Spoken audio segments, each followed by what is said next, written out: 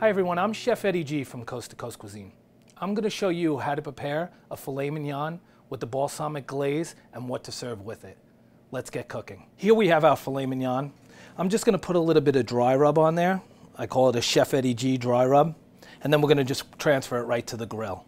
Wet aged 21 days means that it's in its own juices, so it comes so tender, so succulent after 21 days, and all those fibers are broken down. And what we're going to do is spicy side down, hear that sear just like that. And then I like to put just a little bit more right on the top there, that rub. Delicious. It's multi-spiced. I usually change it up every month, and sometimes I put a little heat in there with some Cajun spices and some red pepper flakes, and then listen to that sear.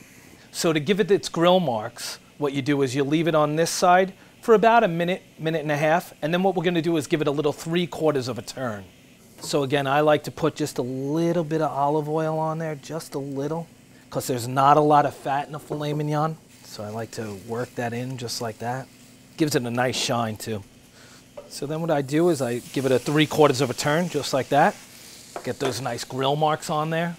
And like I said, 21-day wet aged in these humidors. It's a beautiful piece of meat. Smells fantastic. And what you do is you flip and look at how beautiful that looks. And this also times the steak for cooking too. If you like a piece this big, rare, you would do about a minute on each side. And look at how just a little bit of olive oil on there makes that shine.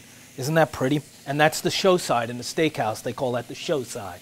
A thing I like to do too is before you cook your meat, always take it out of the refrigerator a few minutes before. So we're almost about a minute on this 3/4. Give it another little 3/4 of a turn like that. Hear it sizzle. Perfect. If you are cooking over an open flame, don't let the flame hit the meat because you want just the heat cooking it. Makes it taste a lot better. If you want, you could add a little more spice on there, that Chef Eddie G spice. Just a little. Filet doesn't need a lot. And then when it's done, that's what you get. And take a look. You get these beautiful grill marks. And right there, this piece of meat is probably medium rare. All right, so basically what we have here is we have a little balsamic. The better the quality, the better the end result. And we have some honey.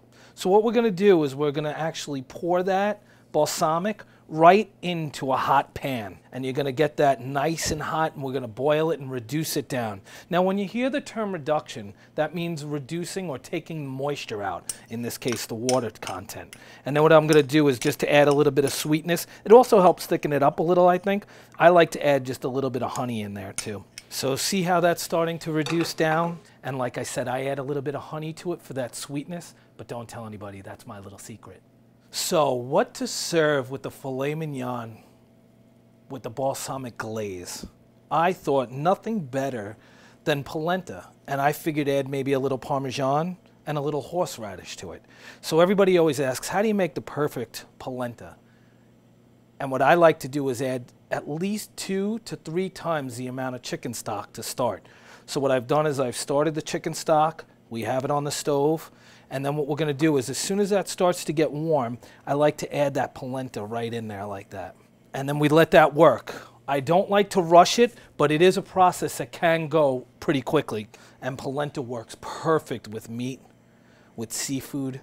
I was actually filming in Disney and did a Parmesan polenta with a shrimp scampi. Came out incredible.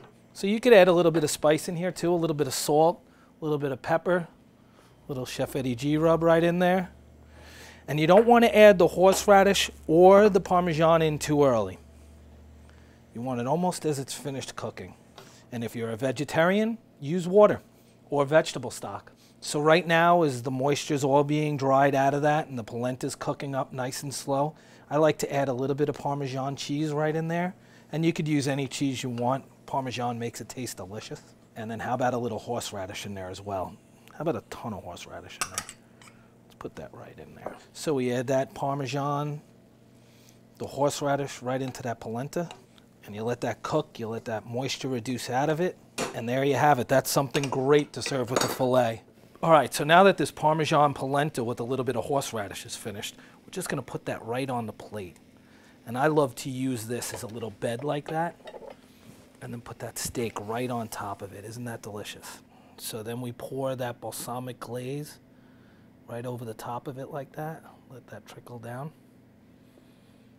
How about a little color, because we eat with our eyes, right around the plate with a little confetti. Enjoy.